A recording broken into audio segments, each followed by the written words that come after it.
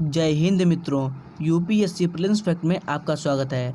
आज दो टॉपिक को कवर करूंगा। पहला क्या है, प्राचीन बौद्ध मठ की खोज हुई है, कहाँ खोज हुई है इसके बारे में जानेंगे। कितना ही पुरानी खोज है, किस क्षेत्र में खोज हुई है, क्या खोज के निष्कर्ष निकले हैं, खोज में किन किन वस्तुओं की प्राप्ति हुई है, इन्हें देखेंगे। यानी आज आपके बौद्ध धर्म से संबंधित कुछ आपको नई नई टर्मिनोलॉजी मिलेगी, आप उसे नोट करिएगा। कुछ ऐसी ऐसी बातें आपको नोट करने पड़ेगी जो आपने नहीं सुनी होंगी, उसे भी नोट कीजिएगा, ठीक है।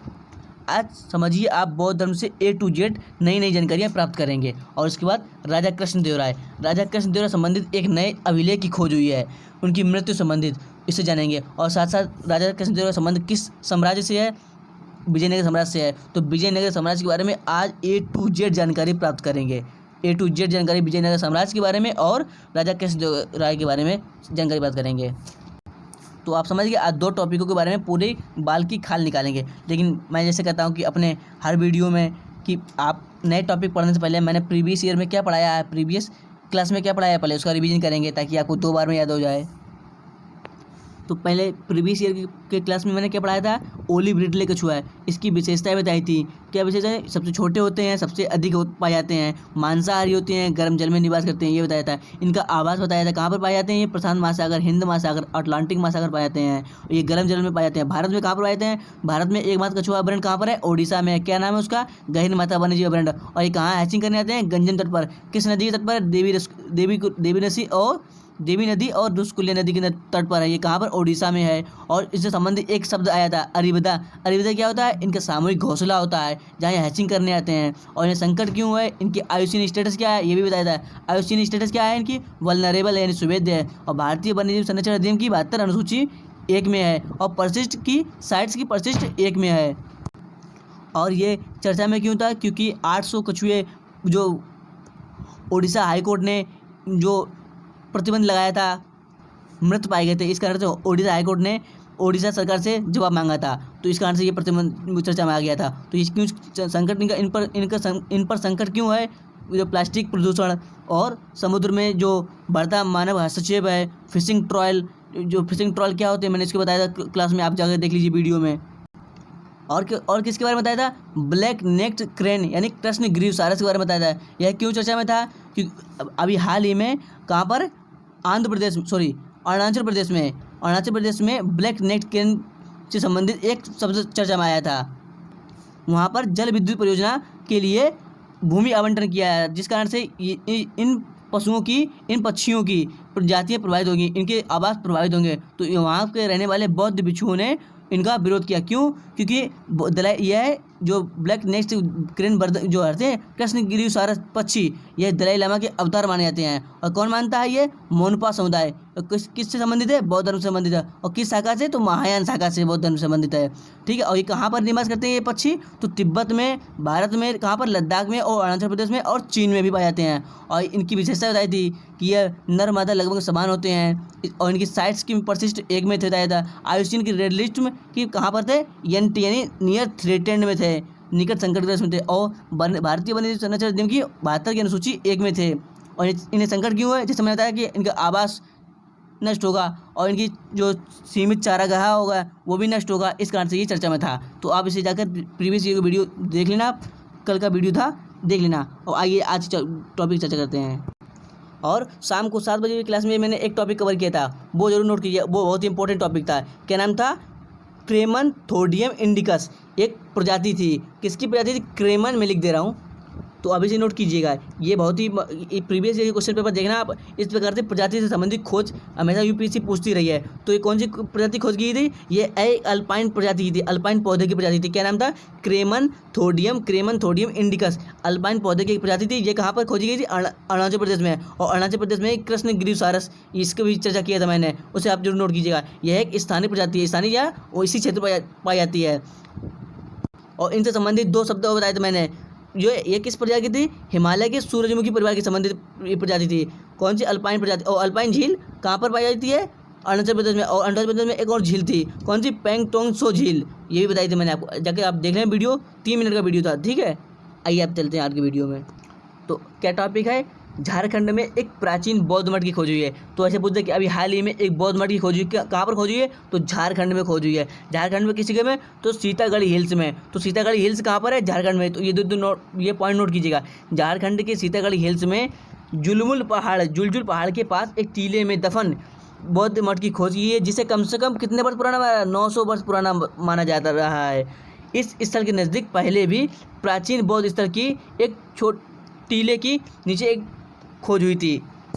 यानी कहने का तात्पर्य यह है कि इस स्थल पर पहले भी बौद्ध धर्म से संबंधित यहाँ पर स्थलों में खोज हुई थी और बौद्ध धर्म से संबंधित पुरातत्व मिले थे यहाँ पर। और अभी हाल ही में एक बौद्ध मठ है, मंदिर मठ है। यहाँ मूर्ति करते तो गलत हो जाएगी, मूर्ति नहीं, बौद्ध मठ की खोज हुई है। कहाँ पर? सीतागढ़ हिल्स। कहाँ पर पड़ता है? झारखंड में। कितने वर्ष पुरानी है? 900 वर्ष पुरानी है। 3 पॉइंट नोट कीजिएगा आप। और ऐसे पूछते कि खोज करने का कार्य कौन करता है? तो आर्कोलॉजिकल सर्वे ऑफ इंडिया। अब आइए देखते हैं खोज में क्या क्या मिला। तो क्या प्राप्त पुरावशेष? भरत मुद्रा में देवी तारा की मूर्ति मिली है। तो देवी तारा की मूर्ति भरत मुद्रा में। अब यहाँ इंपॉर्टेंट क्या है? भरत मुद्रा के साथ साथ मैं सभी मुद्राएं बताऊंगा। बौद्ध धर्म से संबंधित सभी मुद्राएं को अभी टॉपिक पर चर्चा करेंगे। पहले से देख लेते भरत मुद्रा को। भरत मुद्रा जी क्या कहते हैं? हाथ में वरदान देने का इशारा। भरत मुद्रा में क्या होता है? हाथ में दान वरदान इनका इशारा करती हैं। तो हाथ में वरदान देने का इशारा करती हुई देवी तारा। तो ऐसे पूछो देवी तारा का संबंध किस धर्म से है? तो बौद्ध धर्म से है। देवी तारा की प्रतिमा पर नागरी लिपि क्या है? नागरी लिपि को देवनागरी लिपि का पूर्ववर्ती संस्करण माना जाता है। संस्करण क्या होता है? जैसे आप देखिए पहले हिंदी लिखते हैं तो हिंदी से पहले क्या थी? पाली प्राकृत अपभ्रंश इस प्रकार थी। तो उससे पहले जो नागरी लिपि थी, नागरी लिपि ये देवनागरी लिपि जो हम इसमें लिखते हैं, ये शब्द लिखा है, ये किस लिपि में लिखा है? देवनागरी लिपि में लिखा है। ये देवनागरी लिपि का परवर्ती अपभ्रंश था। कौन सी? नागरी लिपि। तो समझ गए हैं? इसके शब्द बौद्ध धार्मिक संबद्धताओं को दर्शाते हैं कि नागरी लिपि के शब्द बौद्ध धार्मिक। ऐसे पूछते नागरी लिपि के संबंध किस धर्म से है? तो बौद्ध धर्म से।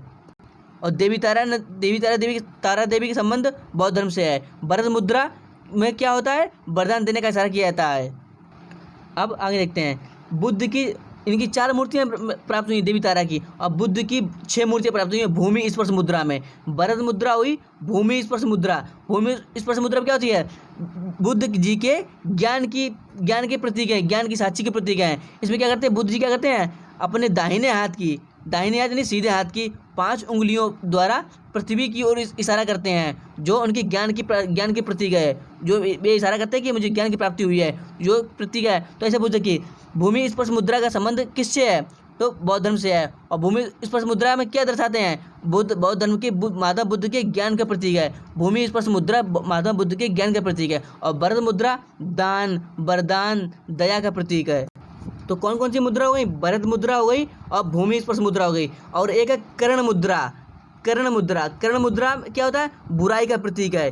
बुराई से बचाती है। तो आप नोट कीजिएगा, कर्ण मुद्रा बुराई से बचाती है, और भूमि स्पर्श मुद्रा ज्ञान का प्रतीक है, और भरत मुद्रा वरदान का प्रतीक है, दया का प्रतीक है। वज्र मुद्रा पंचतत्व को दर्शाती है, और वितर्क मुद्रा शिक्षा के प्रसार का प्रतीक है, और अभय मुद्रा पूछे तो आशीर्वाद और निर्भयता का प्रतीक है, और उत्तर बोधि मुद्रा पूछे तो सर्वोच्च आत्मज्ञान को दर्शाती है, और अंजलि मुद्रा पूछे तो अभिवादन प्रार्थना आराधना इसको दर्शाती है, और धर्म चक्र मुद्रा पूछे तो ज्ञान प्राप्ति का प्रतीक है। और सर्वप्रथम उपदेश कहाँ दिया था? सारनाथ में दिया था। सारनाथ में दिया। और सर्वाधिक उपदेश कहाँ दिए? तो श्रावस्ती में दिए थे। सर्वाधिक उपदेश श्रावस्ती में, और सर्वप्रथम उपदेश कहाँ दिए? सारनाथ में दिए थे। सर्वप्रथम सारनाथ में, सर्वाधिक श्रावस्ती में दिए थे। और धर्मचक्र मुद्रा का संबंध किससे है? ज्ञान प्राप्ति के बाद। और ध्यान मुद्रा का संबंध किससे? योग से है, योग से। तो सारी मुद्राएं होगी, आप नोट कीजिएगा नंबर बाय नंबर। पहला क्या है? धर्मचक्र मुद्रा ज्ञान प्राप्ति का प्रतीक है। ध्यान मुद्रा योग का प्रतीक है। भूमि स्पर्श मुद्रा ज्ञान प्राप्ति को दर्शाती है, जो भूमि को स्पर्श किए हुए हैं। और भरत मुद्रा क्या है? वरदान देना, दान देना, स्वागत, दया इसका प्रतीक है। कर्ण मुद्रा बुराई से बचाती है। वज्र मुद्रा पंचतंत्र से बचाती है। और वितर्क मुद्रा शिक्षा को दर्शाती है। और अभय मुद्रा निर्भयता आशीर्वाद को दर्शाती है। उत्तर बोधि मुद्रा सर्वोच्च आत्मज्ञान को दर्शाती है। और अंजलि मुद्रा अभिवादन प्रार्थना आराधना को दर्शाती है। तो आप सारी मुद्राएं नोट कर लीजिए। कॉपी में उठा के नोट कर लीजिए, ठीक है। अब सारी मुद्राएं हो गई हैं। अब बौद्ध धर्म से आप संबंधित कुछ 4 बातें नोट कीजिए आप, बहुत इंपॉर्टेंट 4 घटनाएं, बहुत ये अक्सर एग्जामों में पूछी जाती हैं। बौद्ध धर्म से संबंधित 4 घटनाएं। सबसे पहले ज्ञान प्राप्ति होता है। ज्ञान प्राप्ति को क्या कहते हैं? संबोधि निर्माण। ज्ञान प्राप्ति संबोधि निर्माण।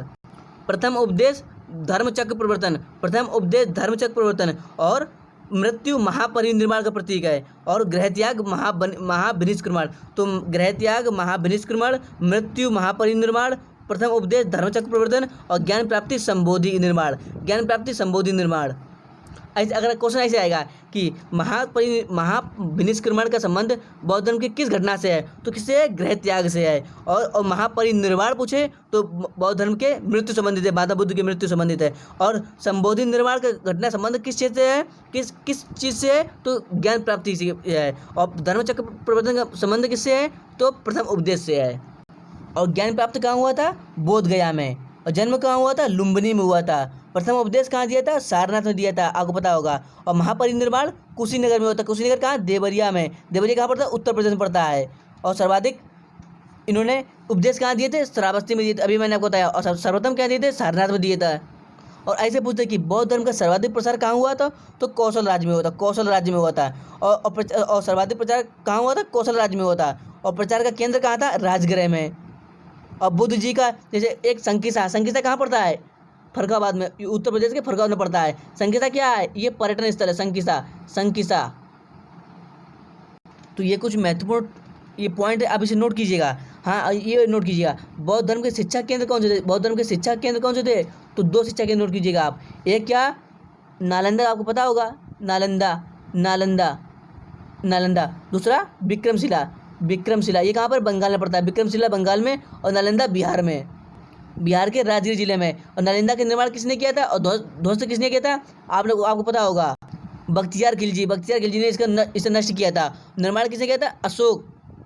अशोक ने सर्वप्रथम बौद्ध एक मठ का निर्माण किया था, जिसे बाद में जाकर कुमारगुप्त ने नालंदा विश्वविद्यालय में बदल दिया था। और विक्रमशिला विक्रमपाल ने इसकी स्थापना की थी। विक्रमपाल ने विक्रमशिला विश्वविद्यालय की स्थापना। यह पाल वंश संबंधित है। पाल वंश से संबंधित है। ये कहाँ पर पड़ता है? पश्चिम बंगाल में। तो आइए आप देखते हैं। ये मैंने आपको पॉइंट बताए, उसे आप जरूर नोट कीजिएगा। वीडियो को पॉज करके नोट कीजिएगा। वीडियो को आप बार बार बैक करके सुनिए, उसे नोट कीजिएगा। इससे क्वेश्चन पुट होने की संभावना है। हाँ, तो आइए अपने टॉपिक पर आ जाते हैं। तो क्या है? 4 मूर्ति मिली थी देवी तारा की, 7 मूर्ति मिली थी बौद्ध धर्म की, और एक मूर्ति मिली थी किसकी? शैव देवता की। शैव देवता महेश्वरी की प्रतीक होती है। इसमें क्या था? वो कैसी मूर्ति थी? एक मूर्ति कुंडलित मुकुट होगा और साथ चक्र के साथ मिली है। कुंडलित मुकुट और चक्र के साथ एक मूर्ति मिली है, जो शैव देवता महेश्वरी का प्रतीक है। इससे क्या दर्शाया था? इससे क्या मालूम पड़ता है? सांस्कृतिक समावेशन, यानी सभी की पूजा होती है, सांस्कृतिक विविधता। और ये देखिए मुद्राएं, मैंने आपको मुद्राएं बता दी है, इस प्रकार की मुद्रा। ये देखिए अंजलि मुद्रा हुई है। ये देखिए भूमि स्पर्श मुद्रा हुई है, जो बताइए भूमि स्पर्श मुद्रा ज्ञान प्राप्ति का प्रतीक है। ये देखिए वितर्क मुद्रा। ये देखिए अभय मुद्रा, क्या निर्भयता का प्रतीक है। अंजलि अभिवादन का प्रतीक है। वितर्क मुद्रा शिक्षा का। भूमि स्पर्श मुद्रा ज्ञान प्राप्ति का प्रतीक है। ऐसे आप नोट कीजिएगा, मैंने आपको बताया, इसे नोट कीजिएगा आप। अब आइए देखते हैं कि जो ये खोज में प्राप्त हुई है पूरा अवशेष, इनका महत्व क्या है। तो देवी तारा की मूर्तियों की उपस्थिति इस क्षेत्र में बौद्ध धर्म की वज्रयान शाखा को दर्शाती है। तो देवी तारा के बौद्ध धर्म से किस शाखा संबंधित है? वज्रयान शाखा संबंधित है। वज्रयान शाखा से संबंधित है। मैं बार बार रिपीट कर रहा हूँ, वज्रयान शाखा देवी तारा मूर्ति। अब आइए वज्रयान से बात हुई तो वज्रयान के बारे में जान लेते हैं। क्या वज्रयान? वज्रयान क्या होता है? वज्र का वाहन, जिसे तांत्रिक बौद्ध धर्म के नाम से भी जाना जाता है। तांत्रिक, इसमें तंत्र मंत्र के, ऐसे पूछा कि बौद्ध धर्म की किस शाखा में तंत्र मंत्र पर ध्यान दिया जाता है, तंत्र मंत्र पर कार्य किया जाता है? तो किस शाखा में? वज्रयान में। वज्रयान को तंत्रयान भी कहते हैं। तंत्रयान नोट कीजिएगा। वज्रयान को तंत्रयान भी कहते हैं। तंत्रयान, वज्रयान को तंत्रयान भी कहते हैं। ठीक है, तो तंत्र मंत्र किस में होते हैं? बौद्ध धर्म की वज्रयान शाखा में तंत्र मंत्र। यह है बौद्ध शाखा भारत में लगभग 900 ईस्वी में विकसित हुई थी, और इसकी खोज भी 900 जो खोज में प्राप्त हुई है, तो इसकी अवधि 900 ईसा पूर्व बताई जा रही है। तो आपने वज्रयान शाखा के बारे में जान लिया, तो अभी समझिए, एक वज्रयान हुई है, एक हीनयान शाखा, महायान शाखा। ये भी क्या है? बौद्ध धर्म से। हीनयान महायान शाखा कब अलग हुई थी? कौन सी बौद्ध संगीति में अलग हुई थी? चतुर्थ बौद्ध संगीति में बौद्ध धर्म 2 भागों में बट गया था, हीनयान और महायान। उसके बाद फिर वज्रयान हुआ और नवयान हुआ, थेरवाद हुआ, ये क्या है, बौद्ध धर्म की शाखाएं हैं। तो आपने महायान और हीनयान के बारे में सुना होगा, वज्रयान भी नोट कीजिएगा, वज्रयान, थेरवाद, नवयान। नवयान किसे कहते हैं, नवयान, नवयान, नवयान किसे कहते हैं, नवयान। अंबेडकर को मानने वाले, जब भीमराव अंबेडकर ने बौद्ध धर्म को स्वीकार किया तो उन्होंने कहा कि मैं बौद्ध धर्म को सीधे ऐसे नहीं स्वीकारूंगा, उसको कुछ अच्छी बातों स्वीकारूंगा। तो बौद्ध धर्म में अंबेडकर ने साहब ने जो बातें बौद्ध धर्म में स्वीकारी हैं, जो बातें स्वीकारी हैं, उसे नवयान कहा गया, नवयान। और जो अंबेडकर को मानने वाले हैं और जो मानने वाले हैं वो किस भाषा को मानते, किस शाखा को मानते हैं, नवयान को मानते हैं। और अंबेडकर ने कब बौद्ध धर्म स्वीकार किया था, तो आप नोट कीजिएगा, 1956 को स्वीकार किया था, 14 अक्टूबर 1956 को, 14 अक्टूबर 1956 को स्वीकार किया था धर्म। कब, कौन सा, बौद्ध धर्म, कौन सी शाखा, नवयान शाखा। और जो अंबेडकर को मानने वाले हैं वो किस शाखा के अनुयायी होते हैं, नवयान शाखा के। और आप कहेंगे बौद्ध धर्म के और जो महायान हुआ, हीनयान हुआ, वो अलग शाखा है। तो महायान पर आप पहले समझ लीजिए, अंतर समझ लीजिए, महायान और हीनयान में अंतर क्या है। महायान देखिए, महायान जो है बुद्ध को देवता मानता है, महायान संप्रदाय के लोग बुद्ध को देवता मानते हैं और ये सरल मार्ग है। जबकि हीनयान है, बुद्ध को देवता नहीं मानता है, हीनयान में मूर्ति पूजा नहीं होती है, हीनयान में मूर्ति पूजा नहीं होती है, जबकि महायान में मूर्ति पूजा होती है। और ये कठिन रास्ता है, हीनयान कठिन रास्ता है, छोटा रास्ता है, महायान बड़ा रास्ता है, सरल रास्ता है। इसमें बुद्ध को देवता का अवतार मानते हैं, उसमें बुद्ध की मूर्ति पूजा होती है, इसमें मूर्ति पूजा नहीं होती है। यानी ऐसे बोलते हैं कि महायान जो होते हैं वो मूर्ति पूजा में विश्वास रखते हैं और हीनयान होते हैं मूर्ति पूजा में विश्वास नहीं रखते हैं, ऐसे नोट कीजिएगा आप। अब जब महायान के अनुयायी होते हैं वो जब बुद्ध को भगवान का अवतार मानते हैं तो ये उनको ये मानना है कि बुद्ध अवतार लेंगे और बुद्ध का अगला अवतार कौन सा होगा, मैत्रेय बुद्ध का अगला अवतार होगा। ये कौन मानते हैं, महायान मानते हैं, माँ से महायान, माँ से मैत्रेय मानते हैं कि मैत्रेय क्या मानते हैं कि बुद्ध का अगला अवतार होगा। और ऐसे एक शब्द भी यूपीएससी ने पूछा था पिछले प्रीवियस ईयर क्वेश्चन पर, नोट करना, आप देखना आया कर, बोधिसत्व का संबंध किससे है, महायान शाखा से है। बोधिसत्व महायान शाखा से संबंधित है। इनका कार्य क्या होता है, प्रचार प्रसार करना, बुद्ध का प्रचार प्रसार करना। तो आप कितने समझ गए, हीनयान, महायान, नवयान, वज्रयान। आपको ये बताया थेरवाद बचा, थेरवाद का समझ, थेरवाद क्या है, ये भी एक बौद्ध धर्म की शाखा है, थेरवाद। ये क्या करते हैं, ये त्रिपिटक को पालन करते हैं। त्रिपिटक क्या है, बुद्ध धम्म संघ, ये त्रिपिटक है। तो त्रिपिटक को कौन मानते हैं, थेरवाद। और ये इसके मानने वाले कहाँ पर है, चीन, कंबोडिया और थाईलैंड के ये लोग हैं, ये थेरवाद के अनुयायी हैं। जो देखते हैं कि मंगोलिया में हुए, चीन में हुए, थाईलैंड, कंबोडिया में बौद्ध धर्म के अनुयायी हैं, तो ये किस शाखा के हैं, थेरवाद के हैं। जब ये त्रिपिटक को मानते हैं तो ये मूर्ति पूजा का विरोध करते हैं। तो मूर्ति पूजा का विरोध कौन करते हैं, एक हीनयान हुए और एक थेरवाद हुए, ये मूर्ति पूजा का विरोध करते हैं। इनका मानना है कि इनका क्या मानना है कि निर्माण का रास्ता स्वयं ढूंढना पड़ेगा। किसी का मूर्ति पूजा का विरोध कर रहेंगे, निर्माण का रास्ता स्वयं ढूंढेंगे, त्रिपिटक का पालन करेंगे। कहाँ पाए जाते हैं ये, चीन, बौद्ध धर्म, कंबोडिया हुआ, थाईलैंड हुआ, म्यांमार हुआ, इस क्षेत्रों में। और इनका क्या मानना है, इनका मानना है कि त्रिपिटक का पालन करें और भिक्षु जीवन जरूरी है, भिक्षु जीवन एक जरूरी है। तो भिक्षु जीवन कौन मानने वाले हैं, थेरवाद। तो अब आपको टॉपिक क्लियर हो गया होगा, हीनयान, महायान, नवयान, वज्रयान, थेरवाद, ये सब क्या है, बौद्ध धर्म की शाखाएँ हैं। तो अब आई होप आपको बौद्ध धर्म संबंधी पूरा टॉपिक क्लियर हो गया होगा कि बौद्ध धर्म में प्रवेश करना है। तो हाँ, प्रवेश की याद आई, अगर आप बौद्ध धर्म में प्रवेश करेंगे, यानी बौद्ध धर्म में प्रवेश करने को क्या कहते हैं, उपसंपदा। आप नोट कीजिए, उपसंपदा क्या है, बौद्ध धर्म में जो कोई प्रवेश करता है तो उसे क्या कहते हैं, उपसंपदा। जैसे अम्बेडकर साहब ने बौद्ध धर्म स्वीकारा तो उसे क्या कहेंगे, उपसंपदा। तो ऐसे पूछे एग्जाम में आ जाए कि उपसंपदा में क्या होता है, तो बौद्ध संघ में प्रवेश होना ही उपसंपदा है। तो बौद्ध धर्म की बातें आप इसे नोट कीजिए। एक दो बात और नोट कीजिए। तो बौद्ध धर्म पुनर्जन्म को मानता है लेकिन आत्मा को नहीं मानता है। बौद्ध धर्म पुनर्जन्म को मानता है लेकिन आत्मा को नहीं मानता, यानी अनात्मवाद है, अनात्मवाद। देखिए मैंने लिख दिया, ऐसे नोट कर लीजिए आप, अनात्मवाद। ऐसे पूछो किस धर्म से है, जैन धर्म, बौद्ध धर्म, वैष्णव धर्म, गलत हो जाएगा, बौद्ध धर्म से। जैन धर्म गलत हो जाएगा, बौद्ध धर्म संबंधी। अनात्मवाद का संबंध किस धर्म से है? बौद्ध धर्म से। इसका मानना क्या है? आत्मा नहीं है, अनात्मवाद, आत्मा नहीं है। लेकिन आत्मा नहीं है, लेकिन पुनर्जन्म को मानते हैं।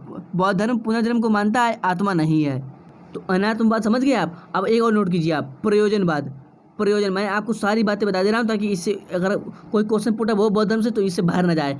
प्रयोजनवाद, प्रयोजनवाद का संबंध किससे है? बौद्ध धर्म से है। इसमें क्या होता है? बौद्ध धर्म का मानना है कि आत्मा और ब्रह्म के वाद विवाद में नहीं पड़ना है। आत्मा और बौद्ध धर्म के जो ब्रह्म है कि नहीं है, आत्मा है कि नहीं है, इसके वाद विवाद में नहीं पड़ना है। इसे क्या कहेंगे?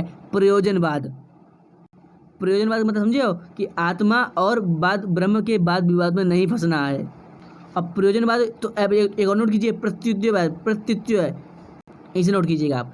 प्रत्युत्व समुत्पाद, यह क्या है? बौद्ध धर्म से है। इसमें क्या होता है? प्रत्युत्व मीन्स कि किसी चीज़ का कोई कारण है, यानी हर चीज़ का एक कारण होता है। हर चीज़ का दुख है, दुख का कारण भी है। दुख है, इसे आप नहीं है 4 आर सत्य, दुख, दुख समुदाय, दुख निरोध, गामिनी प्रतिपदा, ये 4 आर सत्य हैं। तो इनका कारण भी है, यानी सभी का कुछ ना कुछ कारण होता है। इज इक्वल क्या? प्रत्युत्ववाद, यानी किसी का एक प्रतीक है, यानी कारण है किसी का। तो आई होप अब बौद्ध धर्म संबंधित आपको कोई बात टॉपिक पढ़ना पड़ेगा? नहीं पढ़ना पड़ेगा, और नोट कीजिएगा आप, ठीक है इन सभी को। धर्मचक्र पता होगा आपको, क्या है? धर्मचक्र मुद्रा। प्रथम उपदेश धर्मचक्र प्रवर्तन कहलाता है। और हाथी, हाँ इसे नोट कीजिएगा। हाथी क्या? हाथी का भी पूछ देते हैं, प्रीवियस ईयर क्वेश्चन पेपर देखना आप। हाथी पूछा था, हाथी किस चीज़ का प्रतीक है? तो बौद्ध धर्म के महात्मा बुद्ध के गर्भ में आने का प्रतीक है। और शेर समृद्धि का प्रतीक है। अब आइए देखते हैं अगला टॉपिक देखते हैं। अगला टॉपिक क्या है? राजा कृष्णदेव राय।